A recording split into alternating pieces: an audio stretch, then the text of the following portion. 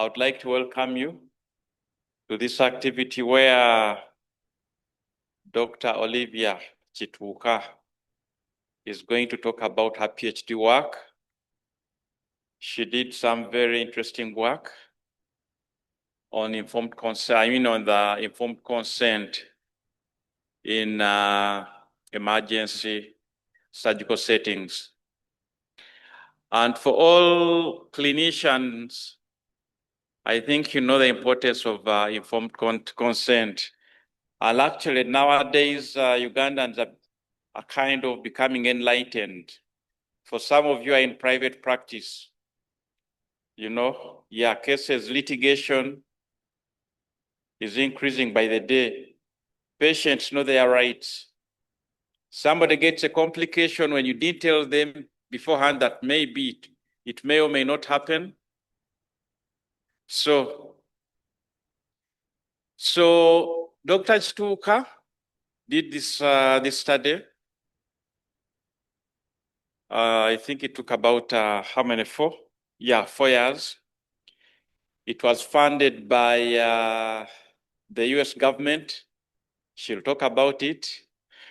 And we're also very glad to have in our midst Professor Nelson Sewankambo, our mentor and the principal investigator of the grant that funded Olivia's work.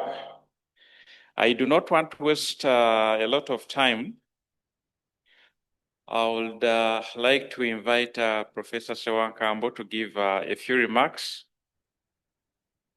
Then after him, one of the supervisors, Professor Moses Galukande, will also give a few remarks. Then we'll hand the floor over to Olivia to tell us what she has for us, what her findings, what impact her findings will have on clinical practice and also even policy, because there's a lot. And most of this work actually is available in peer-reviewed journals, but then not everybody reads these peer-reviewed journal articles. So Professor, you're welcome. Thank you.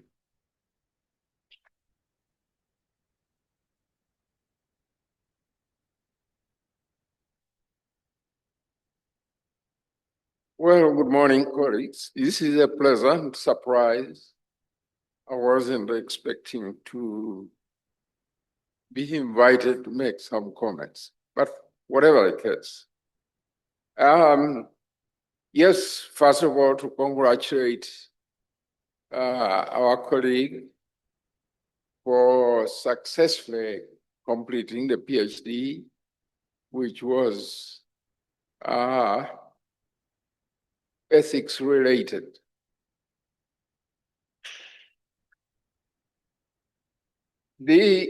One of the things that I personally have been drumming up for the last 2 decades or so, that publishing is a great milestone. It is indeed, and people see your work in journals and the like. And dissemination is important for people to know what was done. But even more importantly is the idea that the work does have an impact beyond the publication. So you may be able to influence policy, you may be able to influence practice. Just like I think we will hear this morning, how work being, as you've heard, is clinical ethics, that it can influence the clinicians, the way they approach the work there.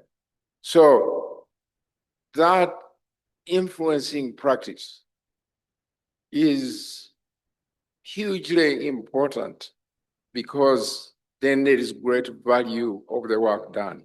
So I think today we are not here just for a dissemination that people know what was done, but rather how can it be moved forward and impact clinical work in surgical practice. But of course, can have also some spin-off effects, not only in surgical practice, but other aspects of patient care.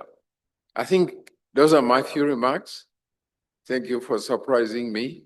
But I hope we shall have a break.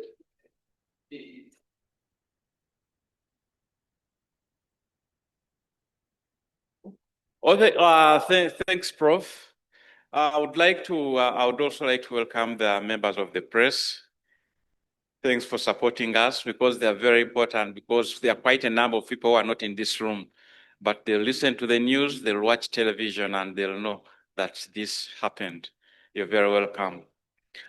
Maybe before Professor Galukande comes in, I would like to take this opportunity to inform members that Olivia's work was supervised by 3 eminent people: Professor Galukande, Dr. Ian Mnavi, and myself. So Professor Galukande is going to represent us as the supervisors and mentorship team.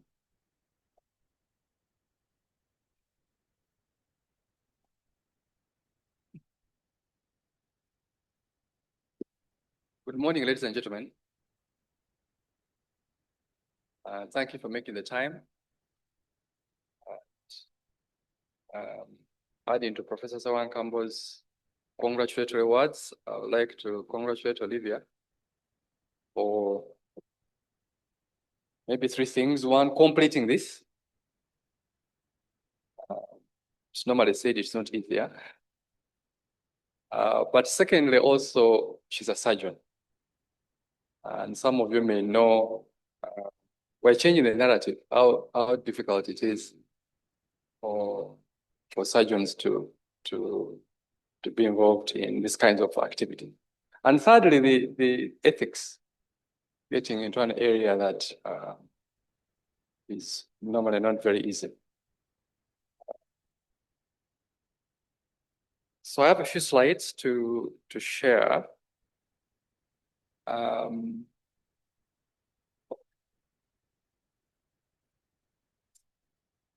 Why informed consent matters, but maybe the basics that you already know. What is informed consent? Informed consent, in my opinion, I think it's a tall order. A tall order in our context and practice. A patient is told the truth about their condition and the proposed treatment, understands the benefit, risks, and alternatives, and then freely decides.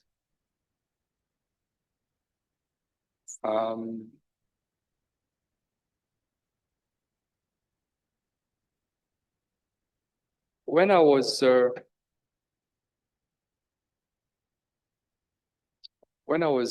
medical officer, before I joined MMed, I worked in a place called Kituuka Hospital. Maybe some of you know.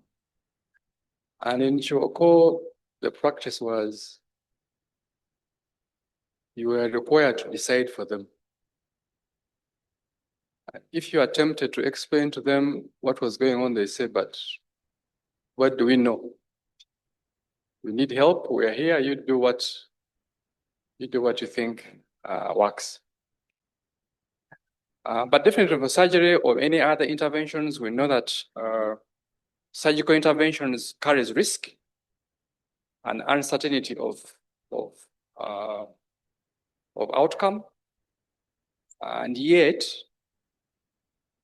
the standard is that we should involve the patient. Because ethics has evolved, or our practice has evolved, that it is not just the surgeon's responsibility, but the patient has a right to know, to decide. But I think what the complexity in Olivia's work is that this particular patient in an emergency may not be in position actually to make a decision. And that's the layer of complexity that Olivia has unraveled. What are our realities in Uganda? In the emergency setting, patients come late, often. They are very ill. The staff are stretched. The places are crowded and overwhelmed. The staff are overwhelmed. The resources are limited. Often you don't speak the same language.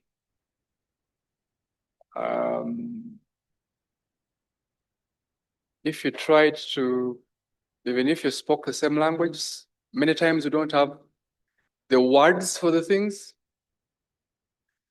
I don't know, what is laparoscopy in Uganda or in a rule? And then in the emergency situation, often the families may not be there. There's no family. And like I indicated earlier, we have a paternalistic decision-making tradition that we've carried. And when you're in the situation, is that tradition, is that concept still holding? And if in your mind, you've seen it work, then you engage it. And I guess that is what may be implied consent, that since these people have come to me, it means they need my help. So I'll make the decisions. So yeah, so there are tensions between the standard and the realities. What we find on ground often. So I think the summary of what Olivia found, and I think she's going to tell us definitely the details, is that informed consent in an emergency setting, the way it should be done is not the way we are doing it. At least not consistently. And what should we do? Should we do like the rest of the world does? Or should we contextualize and make our own exceptions or agree that we are not yet at the point of full execution? But yeah, she will, I think that's what makes your work in many ways exciting. The discussion, the tensions, the inability to have an ideal situation. And of course, we know ethics have evolved. I think in the beginning, it was doctor-centered. As long as you did no harm, or at least, or as long as your intention was to do no harm, because sometimes the intention might be different from the execution. But as long as you aim not to do harm, it was okay. Fast forward, it is not enough. The patient must participate and decide. And I think it's been informed by many things, one of which is people taking advantage and harming and doing things that are not in the best interest of. Right now, I don't know what AI is going to do to consent. Whether it's going to make it more complicated or it's going to make it better. The patient can consult before they engage you. So even if you don't declare, maybe they may ask you specifically. But in the emergency situation, still, it's going to be difficult.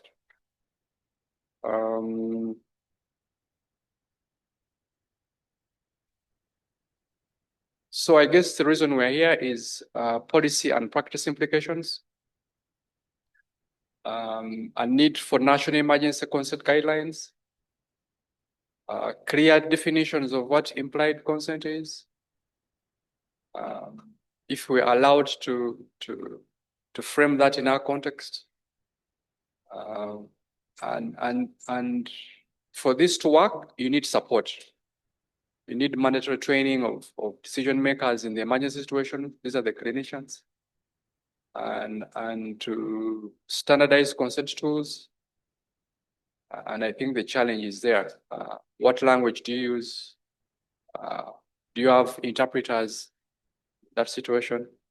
And so on.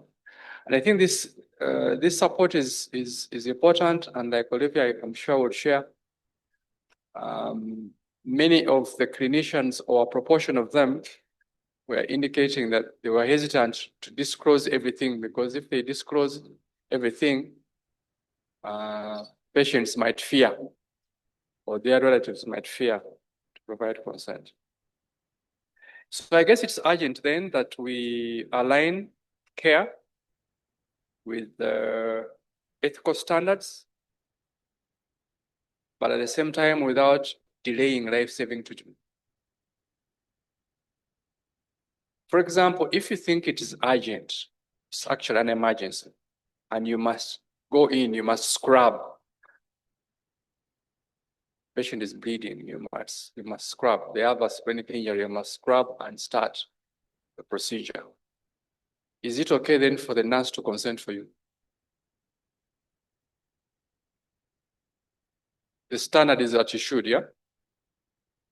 But now you don't have time, life is under threat. Should the nurse consent for you? And if she did, if there were consequences later, who bears them? Does she bear them because the evidence it was her, or is it you? Finally, I guess it's call for action to strengthen our ethical emergency surgery in Uganda. And Olivia, we thank you for generating the evidence that I'm sure should be used to strengthen our tools, looking at consent forms, supporting training, and having legal clarity about what we should do. I'm sure this is just the end of the beginning, but the actual work begins. Thank you very much.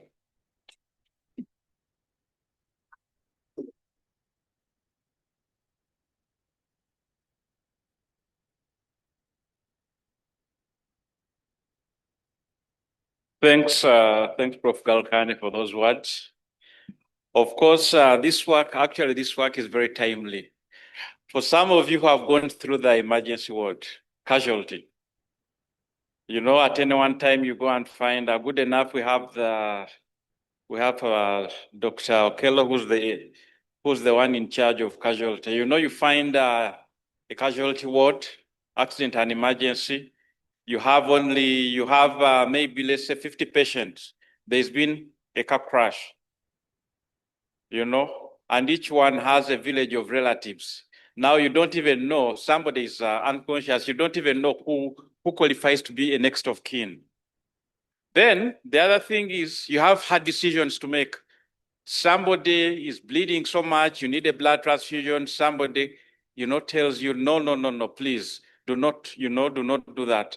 But then where is the boundary between somebody being competent and to have and meet capacity to consent for themselves, and having, you know, altered mentation whereby actually they do not have the capacity to consent. There are so many issues.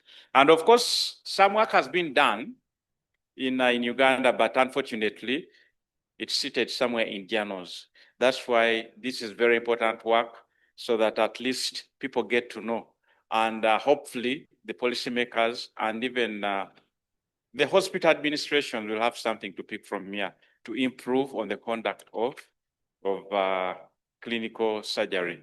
So without any ado, I would like to invite Dr. Olivia Kituuka. She's a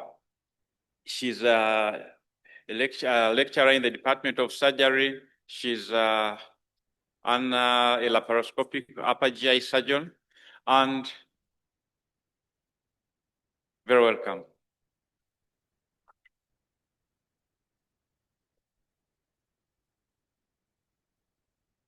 So good morning, everybody, and I'd like to appreciate each and every one of you who has made the time to be able to come and attend this policy dissemination activity. First of all, it is a challenge, but it is an interesting thing that we are learning, to which Professor Sewankambo spoke about, and also Professor Mwaka, that we do a lot of work in terms of research, but it's even more important that this research actually has an impact in our practice and to the general public, who are key stakeholders in this whole process. So this is trying to make our research into action. The slide I've put there shows you, gives you an idea of what the emergency ward looks like. The picture at the top is on one random day in the emergency unit of Mulago Hospital. And the picture below also has another aspect of the emergency unit in one of the other hospitals, not necessarily Mulago, but it generally tries to bring out the kind of scenario that we are dealing with. Patients are on the floor. There are some, the beds are so crowded, there's barely room between, standing room between one bed and the next. And you can imagine the issues that come about when trying to get consent in terms of privacy and confidentiality.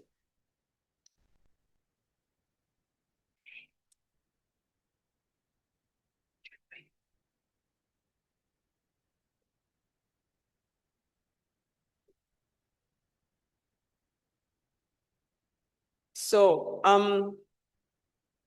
a lot has been said about informed consent, but to get us all to speed, we need to appreciate that it is a process. For many of us, when you talk about informed consent, we think about sign here, sign there. The key things to note is that it is informed. So there's an issue of giving information. How this information is given then culminates in the actual consent. And it involves having that constant dialogue between the person who is seeking for the consent and the person whose wishes and are supposed to be respected. So issues of autonomy come into play. We also need to appreciate that for informed consent, there are key parts or key components of that process. The main one is disclosure, and for many people, disclosure varies. We are going to see how much information to disclose, the issues of understanding, issues of how the decision is made, and whether someone actually has the capacity to consent, and if there's privacy and confidentiality, and if this decision, this consent is given voluntarily. And finally, the documentation. As you can see, many of us skip all that and just end up at the documentation part. That's what we are used to. And many times, even us as health professionals, we give a document and just tell the patient, you see where there's a star, sign there. Whether information has been disclosed, whether anyone has understood, whether anyone has had the opportunity to make a decision or to do it voluntarily is not a key thing that we think about. Obviously, there are various stakeholders in this whole process. The primary stakeholder is the patient, but we cannot ignore the role of the next of kin and us as the emergency staff who are seeking the consent. And as we appreciate in an emergency setting, these complexities now come into play in terms of the patient's ability or capacity to consent and other challenges that come about that will alter and affect the whole consent process. Combine it with working in a low-resourced, crowded setting like the one I showed you, and then compound it even further, that it's an emergency. So you have time constraints and things are not going to go you may not have the opportunity to do all the things that you wish to do, even if you wanted to. So what did I set out to do? We set out to get a better understanding of that whole process in an emergency setting for patients who are undergoing or who underwent emergency surgery. And we try to see how they went about that process and what factors were affecting how they went about getting that consent. Wanted to get it from the perspectives of all those stakeholders to appreciate the challenges and the nuances that are involved in the whole process and see how best to tackle them and make it better. And you can see from that pyramid that the key thing was the consent process, the emergency consent. And we see the patient and the next of kin and the emergency staff are key in enabling us to have that consent done. So how did we go about studying this? We conducted a survey of the patients and their next of kin in 2 hospitals. One was Mulago, which is a public hospital. And the second one was Zambia Hospital, which is a private, not-for-profit hospital. And we conducted a survey among 380 participants, 210 from Mulago and 170 from Zambia. We also went about to do a qualitative study to get a bit more in-depth understanding of why certain things were being done. And this qualitative study involved interviewing patients and their next of kin, but we also interviewed the emergency staff as key informant interviews. And we also observed what was actually being done to try and corroborate with what was being reported by the various participants. And this study took place between October 2022 and February 2023. And during that time, from the survey, we found that generally most of our patients were male. And in the age group, which is the reproductive and active age group between 25 to 50 years, which is not surprising. And we also found that the commonest surgical emergency procedures that were being seen in the Mulago Hospital were orthopedic, were neurosurgical, while those in Zambia were orthopedic. I like to highlight the issue of what the common surgical procedures were. By virtue of most of the patients coming in with neurosurgical conditions, we already know, or we may appreciate that patients who come in with neurosurgical emergencies, head injuries, they are probably unconscious. So already we are dealing with many patients who have an impaired or reduced capacity to consent. And then you have other challenges that come with that. For those in Zambia who came with the orthopedic emergencies, that also affected their ability to be the capacity to consent. They are probably better placed or have a better capacity to consent than those who have neurosurgical problems. Interestingly, the informed consent in Mulago was administered mainly by doctors. That was almost 3/4 of the time. While in Zambia Hospital, interestingly, it was by the nurses, which was fairly unusual because you'd have expected that in Mulago, which is very busy, the doctors wouldn't have a lot of time to provide the consent and would delegate it to the nurses. But for other administrative reasons, it was also found that it was mainly the nurses who did it in Zambia Hospital. So most of our patients, in terms of education level, in Zambia, as expected, had more patients who had a tertiary education level and higher. And Mulago had fewer patients who had attained tertiary level, but it did have a good number of patients who are relatively educated, at least attaining a secondary school level of education. This was important in terms of how patients were able to appreciate and understand what information was being given to them in terms of literacy levels. So half of the participants in both institutions expected the information in the consent form to be explained to them. What do I mean? It was not enough to just give them a consent form, which they were not really expecting to read. They wanted us to read, to explain what information was being contained in that informed consent form. What exactly were you talking about? And they expected that, but didn't get it. But interesting, they still went ahead to provide consent. And in a few cases, in 2/3, some of the emergency staff tried to explain the consent form to them. We do not differentiate whether it was nurses or doctors who actually gave the explanation, but overall, at least 2/3 of the participants felt that some emergency staff tried to explain the consent to them.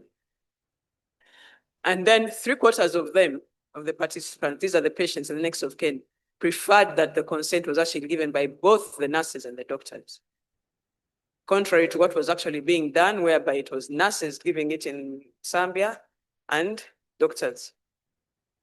It was probably in further interrogation from the qualitative survey, we found that many of those participants actually wanted to corroborate information between the nurses and the doctors.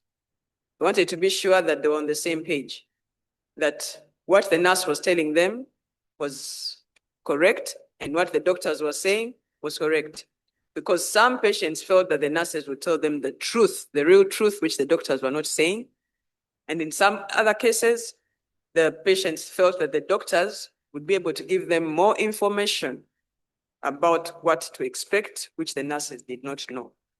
So it was not surprising that the participants preferred to have the consent given to them, sought from them by both the nurses and the doctors.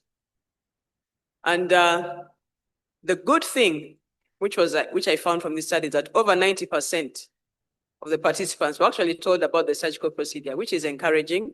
It takes it away from the notion that we thought, prior to doing this study, I had the feeling that sometimes patients just went and had surgery done without even knowing what was going to be done. But they actually acknowledged that they were told about the procedure that was going to be performed and why that procedure was being done, which is fairly decent to be able to tell somebody that I'm going to do this procedure and why you're going to do it. That was a good thing. And it was also, interestingly, the patients felt they understood. In their opinion, they felt they understood. What I have to a disclaimer here was I wasn't able to assess what understanding meant. I did not study how patients actually understood the information. But in their opinion, from their perspective, they felt they had understood the information that was given to them, which was also an encouraging thing. However, when we analyzed this information a bit more, and we're trying to compare between the private institution and the public institution, based on the kind of patients that were coming there, it was interesting that the patients in the private institution were more than 3 times more likely to expect the consent form to be explained to them. Probably this was because having a higher level of education, they knew or they anticipated the expectations of what the consent meant compared to those in the public institution who probably had more of a paternalistic approach to their treatment, in that they felt that the doctor knows best and they didn't really mind what information they were actually signing against. And again, it was also clear that patients were less likely to prefer the consent done by a nurse or a doctor alone. So when you ask the patients a bit more, we interrogated a bit more, we found that there's that small circle. The small circle is in proportion to the percentage that were actually told about alternative options. Less, just over 10% were told about alternative options. Either we don't, as we interrogated further, as I'm going to present further, it will come out probably why this information wasn't given to them. Then, less than half were even given the opportunity to ask questions. They did mention that, yeah, I was asked if I had any questions, but most of the patients actually were not given that opportunity to ask questions, more than 50%. But more importantly, which Professor Galukande mentioned about, from this study, we found that people were not told about the risks. We interrogated the emergency staff, we interrogated the patients to try and find out whether they wanted to know about the risks, for that matter. And then for the emergency staff, why they were not talking about the risks. And that will come as we go on later. So when we did that qualitative study among the patients and next of kin, the key things that came out were looking at those who are making decisions during the informed consent process, who was consulted when they were making those decisions, how that consent was documented, and what factors influenced their final decision-making process. And these were some of the things that were said. For some of them, they had no problem making decisions by themselves. One of them was saying that I made the decision on my own. I had no influence from anyone else because I was the one who had the problem. Others, the next of kin, felt that as long as they were convinced, they were able to decide as the next of kin without having to consult other people like family members who are not present. And for them, that time of decision making was done because of urgency. They felt they just had to get things done. The patient had to be treated, they had to have their problem sorted out. So they got on with it and they made the decision and consented for their patients. However, it was still important to note that for some, consultations were being made, even though they were there as the next of kin and had the power to make the decisions and for the patient. They still felt uneasy and would try to call other people. So someone would say, I called my sister because that was the person who was staying with the patient. So it brought out the aspect that many times people who come to bring patients who are presenting in the emergency unit either are not the true next of kin, or even if they are, they don't feel empowered.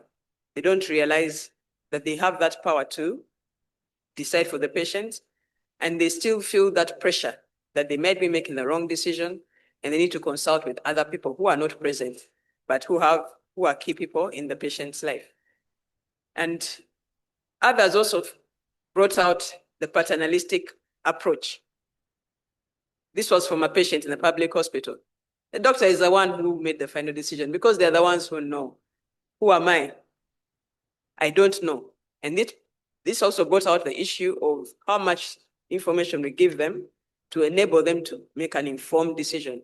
So by that time, many of these patients feel they don't have enough information, they don't have the experience anyway, and it's the doctor who knows best.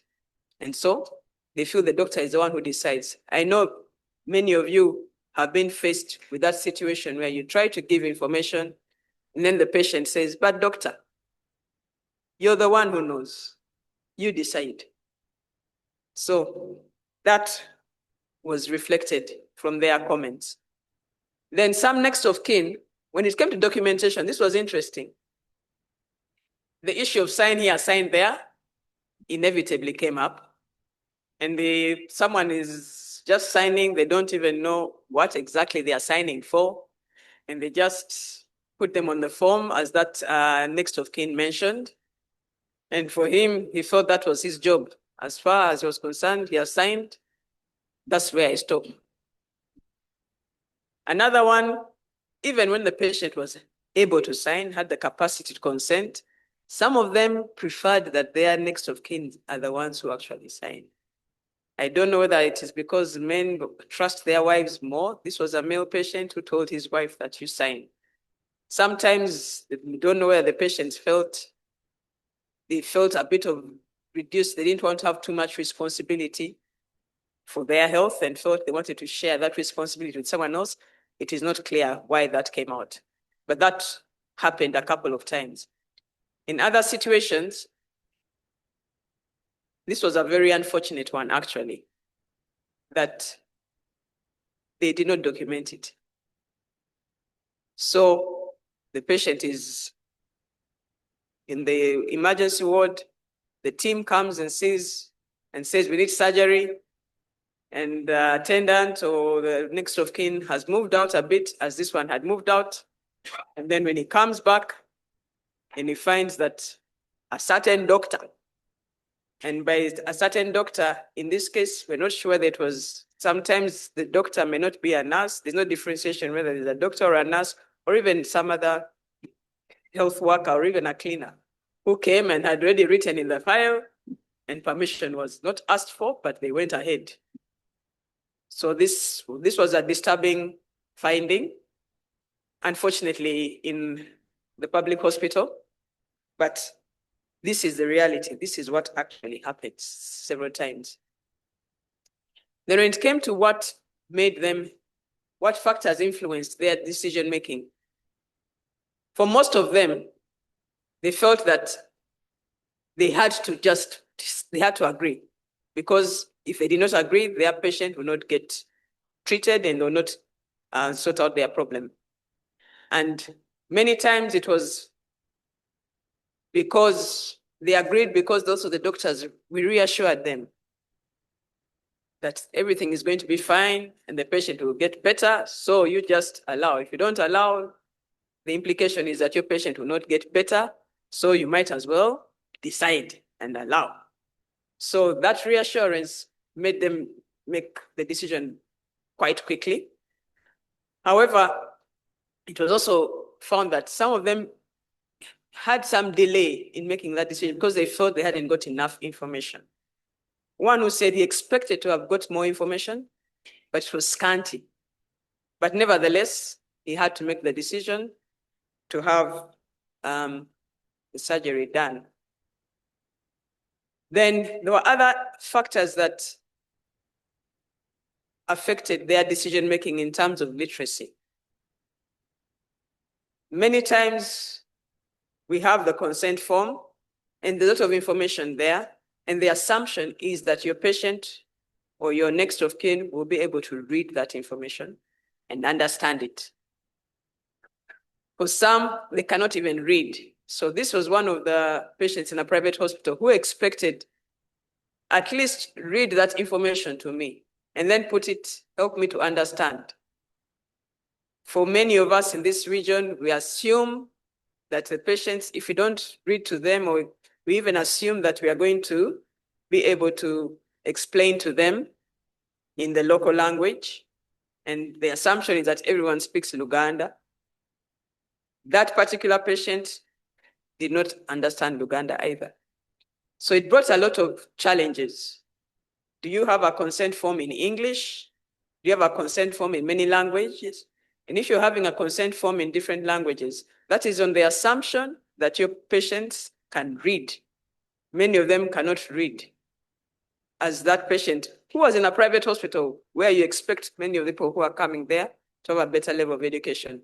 So that was an interesting find. Then there was something about cultural and religious belief. Professor Mwaka talked about the issue of blood transfusion. Interestingly, that is also one of the things that it wasn't common, but we had one participant who was Jehovah's Witness, and they felt that they can't allow to be operated if they're going to be given blood. But the other one is a cultural one and social. Many people, by the time they come to the hospital, one of the reasons they come late is they feel that the cause of their problem started off from some other social problems. So they first go to the first doctors, the witch doctors and other traditional doctors, because they feel that illness is associated with some cultural or social problem. And that particular patient who had gone to the private hospital had refused to go because he felt his problem was witchcraft. And by the time he decided to come to the hospital, there was an element of already implied consent. By presenting himself there, he had already kind of decided that whatever is going to be done, it's going to be proposed, I should be able, I'll agree, and then go ahead to have the procedure done. The last part is where there was some anguish and a fear of blame. This came about among the next of kin, especially when the next of kin felt they were not the person to be able to represent the wishes of the patient, and they're not the caretaker. The case in point, this showed that times patients were brought in, and they are brought in from the workplace. They've had an accident, fallen from a height, and they are brought in by their workmates and their colleagues. And they're the only ones there to be able to help to provide consent. And the patient themselves doesn't have the capacity to consent. And this particular one, I'll read it through because it tried to express the kind of anguish and the fear that sometimes comes about in such a sentence. Say that it was not me supposed to sign for him. There's some words that are missing, but it was not me supposed to sign for him because the siblings are far from here and the relationship I have with him is very minimal. So you can see that the next people appreciate that the person who should be making a decision should be someone who is close to the person, who knows their wishes and can appreciate what they want. And you can see this one, I had just come here to help him because he has no caretaker. And then you can see that the issue they're talking about was that amputation of a leg. You can see the kind of anguish that comes about. And he says that the relatives are not the ones who have signed. They will think I'm the one who decided. That they are going to be blamed for having to go through such a life-changing surgery. So these are some of the things that we have to face and appreciate when we are getting consent from our patients. So we went on to observe the emergency staff. And that was just a distribution of the kind of people were observing. We were observing the nurses, the intern doctors, the surgery residents, because these are the ones who are mainly running the emergency unit. A point to note is that you don't see much of the senior or the consultants in the emergency setting, which is also affects some of the things that are being done. So it brings out the issue that it's usually the residents who are running the emergency units, and they also have different demands and different pressures that are driving their work there. There were more males than females, and when we went on to observe them, we observed 4 domains. The first domain was communication. We looked at communication skills, and we saw how they greeted the patients, what language they used, whether they introduced themselves. Then a big domain that we looked at was disclosure. What kind of information was being given about the diagnosis, about the treatment options, the risks, the benefits, the recommended treatment, and then treatment goals, complications, and even costs of the surgical procedure, especially in the private setting. Cost, I must say, cost is not technically supposed to apply in the public hospital where services are free, but we do have to appreciate that some things have to be bought by the patients, even in the public setting. So when you look about here, these came up in both the public and the private hospital. Then whether there was voluntariness from the patients and the next of kin, and we tried to see whether they were asked about their level, whether they'd understood, whether they were even given an opportunity to ask questions. So when we observed, of all those, interestingly, the best done domain, the best performed, was voluntariness. So it was good to know that the patients, the emergency staff made it clear that the patients had a choice. It was their choice. It was a voluntary decision. And they tried as much as possible to communicate using simple language. However, we didn't greet the patients. You just walked there and appeared there, and you don't even introduce yourself. And you start saying, your patient sick, and this. And also, not surprisingly, based on what the patients had told us, we did not give as much information as we wanted to. Maybe it was a factor of time.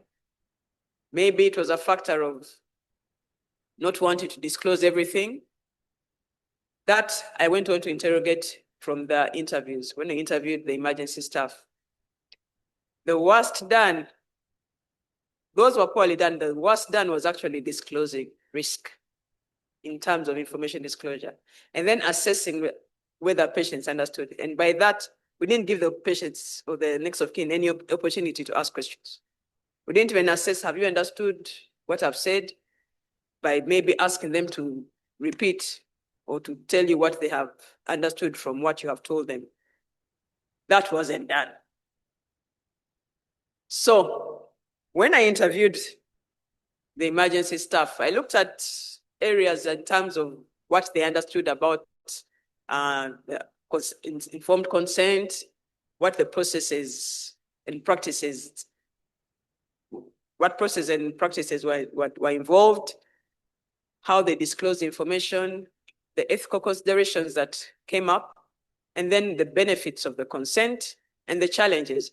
These were all things that came out when we interrogated and interviewed the emergency staff. And generally, they were well informed. They know that you have to get informed consent, which is good. And they know the key elements in theory, that you have to give information about the diagnosis, you have to give information about the benefits of the procedure, the complications. These were some of the things. One of the things they even brought out were issues of who is going to perform the surgery. They felt people should know, which was interesting considering we don't even introduce ourselves when we come to see the patients. We don't even greet them, but we know that we should do it, but we don't do it. So you could see the disconnect between what was actually practiced, what was observed, and what we actually know or think we should do. Even issues about taking photographs. These hospitals are pointing out that these are teaching hospitals. So there's an element of the information, patients taking part either in research or being photographed for some reason or the other for teaching and other purposes. So these were things that the doctors and the emergency staff were aware that we do need to have consent about. However, when it came to disclosure, we do feel that we have to involve the next of kin, even if the patient has a capacity to consent. It was appreciated that you still have to involve them, because you can see many of the patients still, much as they are the ones having the problem and they have the capacity to consent for themselves, they tend to consult and may even ask the next of kin to sign for them. And for the private hospital, they even took the time to call those who are not present to try and get consent to help those who are present to make a decision. Then the issues of cost, which I already mentioned about. This, in the private setting, that was a big factor, because it was not enough for you to come there and have an emergency. They had to factor in that this is going to cost you. Are you ready to cover that cost? They had to mention it, unfortunately. And at times that ended up affecting those who actually went ahead to have surgery. Some of them at that point would just leave the hospital and go somewhere else. And it also made the nurses and the emergency staff a bit nervous. It's uncomfortable discussing money. That's why many people, the public, thinks that when you go to a private hospital, the first thing they think about is money before they want to treat you. And yet it is an important aspect in terms of how they're going to be able to deliver that care. Then, in terms of disclosure, again, the doctors talks about all the information that they are supposed to give, which they know they're supposed to give. And in terms of the diagnosis, complications, as already mentioned, in terms of their understanding of the consent process. The ethical issues they had to think about. One of the challenging ones was that issue of in the private hospital. In the private hospital, they openly said that sometimes if they feel the patient cannot consent or refuses, they just send them to Mulago. Precisely. So they said we sometimes refer patients who cannot consent and they don't want to have that liability and the repercussions of refusing surgery to be on them. Let the buck stop with someone else. Let them suffer with the problem. So they just defer. When they come to the public hospital, it's sometimes that, unfortunately, sometimes the consent is not even done given enough time at a time when the patient can do it purely voluntarily. There's some degree of coercion, because you can imagine sometimes the consent was being done as a patient is being wheeled into the casualty theater. By the time a patient is being wheeled to the theater, the assumption is they have already agreed. And at times it wasn't even, as the doctor in the public hospital said, that we just decide once we've decided, and then the consent is done when the patient is entering the theater. You can see how unethical that can be, because that person is making a decision under pressure. And sometimes not even the patient, it's the attendants. So there was also the issue of that capacity to consent. The capacity to consent in terms of the physical state the patient is in, mental state, their age, if they are old enough to be able to provide consent, and whether they can understand the information that's given to them. And those are some of the things that the emergency staff would be thinking about as they're trying to get consent and to do it ethically. They did appreciate that there were benefits, that it was important. And that's what they knew about it. And they knew that it's important to have consent because it's beneficial to them. It protects them. For many of the institutions, they felt it was the time. Everyone knows what is going to be done. And if there are any problems, they felt that they were protected because they have given that information and someone has documented it, that they've understood, and they minimize other challenges that will come out from any problem that can come about because of not having consented. I also felt it was beneficial because it showed respect for the patient and their autonomy. So just as Professor Galukande had said, in the past it was doctor-centered. Over the years, we are now patient-centered. And so we're not stuck on the physician-centered mentality that the doctor is the one who knows best, but you respect the rights and the autonomy of the patient. What were the challenges? There were many challenges. Language barriers, already said. More specifically, not just in terms of the actual language that is used, whether it's English or Luganda, but trying to explain complicated medical jargon into simple language that the patient can understand. Unfortunately, surgical conditions, many of them do not have the words in a local language. How do you explain a herniorrhaphy? How do you explain bowel resection and anastomosis? How do you explain giving a patient a stoma? How do you explain that you're going to remove someone's spleen and blood, hemorrhage? There are things that can get lost in translation. You try to explain them, and you don't know whether they've actually understood them the way you should, the way you want them to understand it. And that was one of the challenges the doctors expressed. Time. That is the key difference between emergency surgery and emergency consent and consent for an elective procedure. With an elective procedure, the patient, someone has time to go look through the consent form, look through the information about the procedure that's going to be done, even read for themselves. There is a Google Doctor where people can go and Google about their condition and tell you all sorts of things and even come and give you treatment options that you don't know about. But in an emergency setting, you don't have that luxury. And it was one of the reasons that were contributed to why they did not disclose and communicate a lot of information to the patients. And they have to rush it. Then we asked about the issue of communicating risk.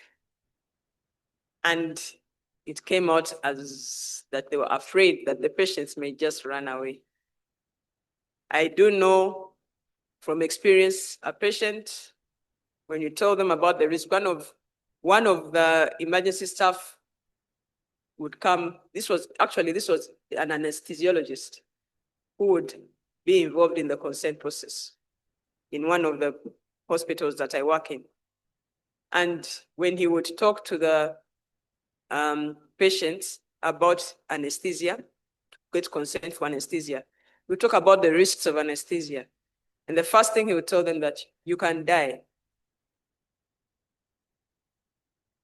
And suffice to say, many times, many of the patients who went through the consent process with him, some of them changed their minds. And when you'd come and say, what happened? Says, I'm sorry, no, I can't go. They told me I can die. So as an emergency, you don't know what information you're going to give. So we are afraid of describing all those risks. How far do we give? Do we give the worst risks? Do we give the common risks? Do we give the rare but very bad risks? So that was a challenge. So that's why one of them was saying, we don't give all the risks, we give a few, or we don't even play them. We talk about them in a minor way. There may be a problem, but it will be okay. You might get infection. You might bleed a lot, but it will be okay. It's going to be sorted. And that is where the issue of reassurance is. And the patients, to them, they were hearing only the other part. The patient is going to be okay. The patient is going to be okay. The other part of the risk, they were not hearing much because we're not telling them, and we're not telling them. Even if we're telling them, we're telling it in a very quick, minor way so that they don't get a harp on it. Then one of the challenges of the emergency staff was having what kind of information? Much as you're giving disclosure. Disclosure assumes you know the procedure, you know the risks, you know the benefits. Now, you are assuming that the nurse who is going to give the consent knows exactly how the hernia is going to be done, knows the possible complications, the risks, the benefits. They most times didn't know. And even the people who are doing it, interestingly, also don't know some of the things. So you cannot give information that you don't know. Maybe that explained why hardly anyone has even given alternative options. Probably the doctor did not know any other alternative option. They probably didn't give the information about too much into the complications and the risks and benefits because they didn't know. Someone may say that ignorance is bliss. They can go ahead and that as you get more senior and older, you know the problems that come about. So from experience, you know more about the risks and the benefits and the complications. Maybe this was reflected because most of the doctors who are working were residents. They are a bit senior, but there's some things they might not know. So that doctor was honest enough to say that sometimes they don't know everything, so you don't tell them everything. So at the end of it all, what did we conclude? We found that, yes, there was adequate knowledge about consent from the emergency staff. As far as the stakeholders, almost with the emergency staff, and the patients and next of kin, the main challenges were, the common challenges were inadequate disclosure of risk of the surgeries, alternative options, or having language barriers and trying to explain complex medical jargon. We did note that the patients preferred that consent is administered by both the nurse and the doctor, and it is explained to them. It's not just a matter of talking to them, but explaining what they're even actually signing against in terms of the consent form. And then the issue of the next of kin. We appreciate that the next of kin is actually broad. And you're finding that it's extending beyond the immediate family. And that when decisions were being made, these were the next of kin and other family members and other community members who are of high standing, who they felt were important in providing the consent, would get involved. So there was an element of shared decision making. The shared decision making, again, it's a discussion between the doctors, the patient, their next of kin, and other people who are involved in the patient's welfare or who are important in enforcing the patient's wishes. What that also brought out is that the public probably don't appreciate that role of the next of kin. And of issue of having adequate disclosure is what was preferred, not necessarily practiced by the emergency staff, but that's what the patients preferred, that they needed to have more information in a simple language that was helping them to understand and aided them in their decision-making process. What did we recommend? That there should be adequate disclosure of risks, whether we like it or not, whether the patients might change their minds, because the patients actually want to know. They say, I wasn't told about the risks. Alternative options, we should equip ourselves with the knowledge about the alternative options and give that information to them so that they're able to make a proper decision on what they want and try as much as possible to get it in a simple language. That is easier said than done because of the challenges of different languages and then trying to explain or put those medical jargon into a local language that can be understood by both patients and their next of kin. Please, consent ideally should be done by both the doctor and the nurse. But more importantly, those people should be conversant with the surgical procedure. The documentation of that information that is disclosed, it was noteworthy that much as the emergency staff felt they had, this is what they're supposed to do with the consent, this is the information they're going to give, there's no evidence that what information was actually disclosed is documented.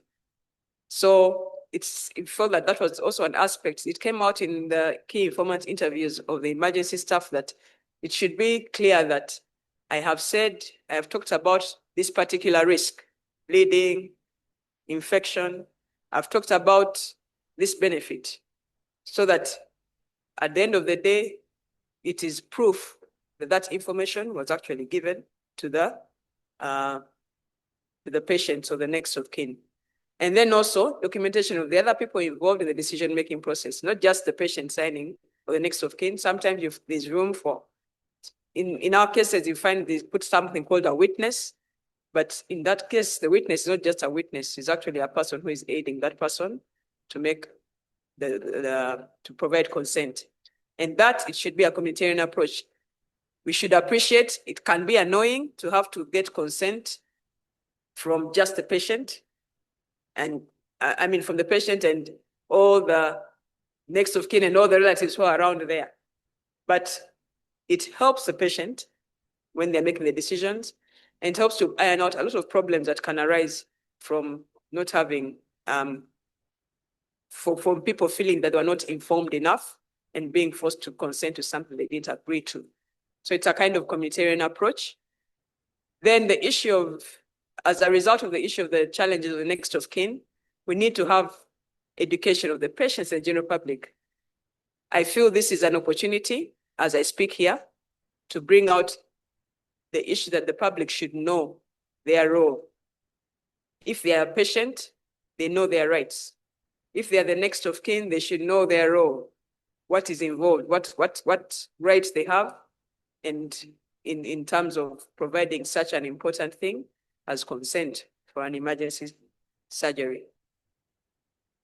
So if I just put what I think we should do in one sentence, following that study, we need to improve the informed consent process and its documentation for patients undergoing emergency surgery. Hopefully I've given it a timeline so that we can have some action points. By end of next year, we should be having a different conversation. Why? We think that we'll probably have better patient satisfaction and understanding of emergency care. There are a lot of problems coming about with litigation, with all sorts of misconceptions about what is done. There are stories, I'll bring this, it's not necessarily coming from this study, but you've heard stories where people think that if you're going to be operated in a certain hospital or in a certain place, they're going to take your organs and sell them. So things like that would be less likely to occur if you're having these consent processes done well. Apart from reduced litigation, for the emergency staff, gives them more confidence.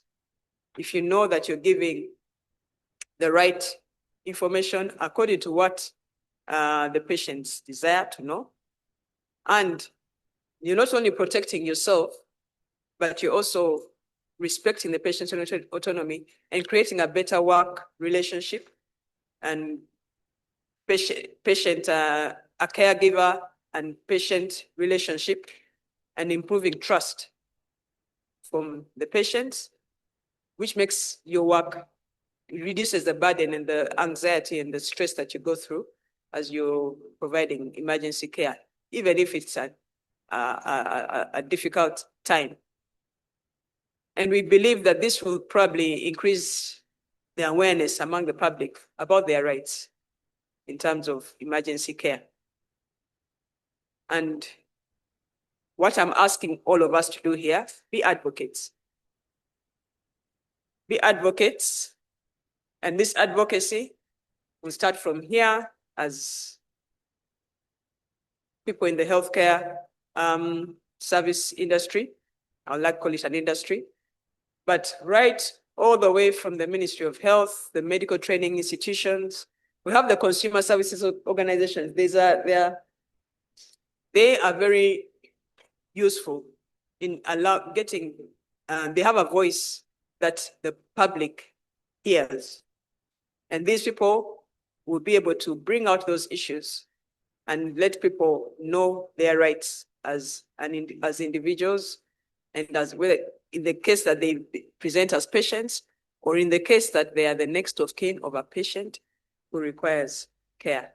The medical councils have a regulatory body, a regulatory role, and that is important for them to also advocate, so they don't have to face many cases coming to them about unethical practices and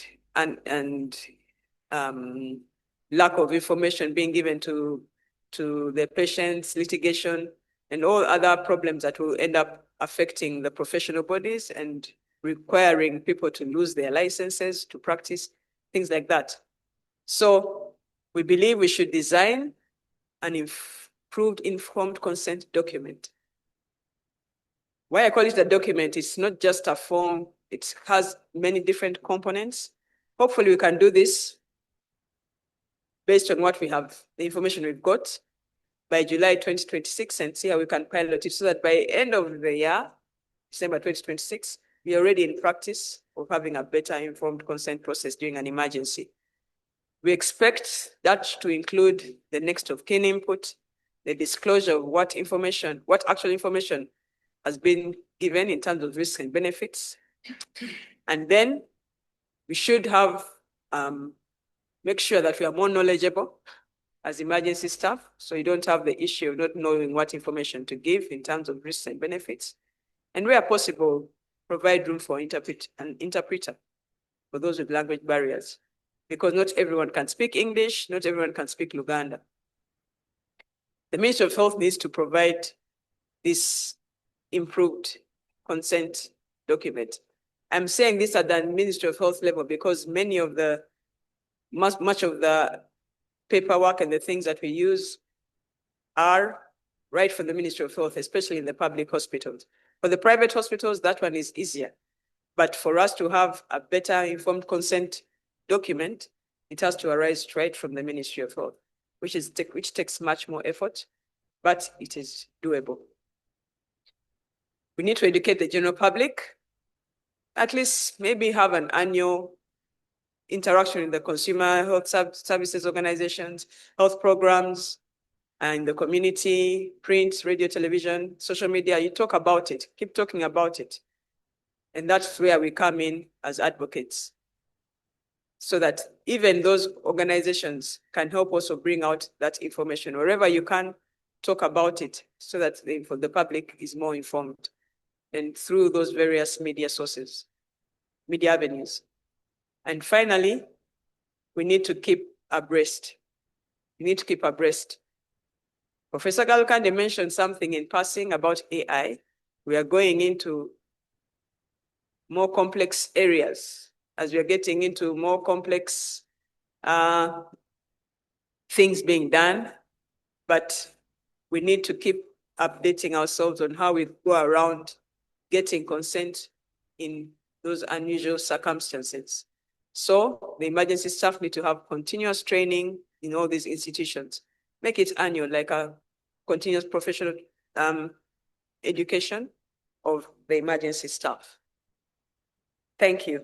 I'd like to acknowledge all those, mainly the Makerere University International Bioethics Research Training Program, for the support, and my collaborators in the Burman Institute of Bioethics at Johns Hopkins University. Of course, the hospitals and all the staff and the participants in this study. And finally, most of all, my supervisors, who are also my co-authors in some of the publications that have already arisen from this study. Thank you.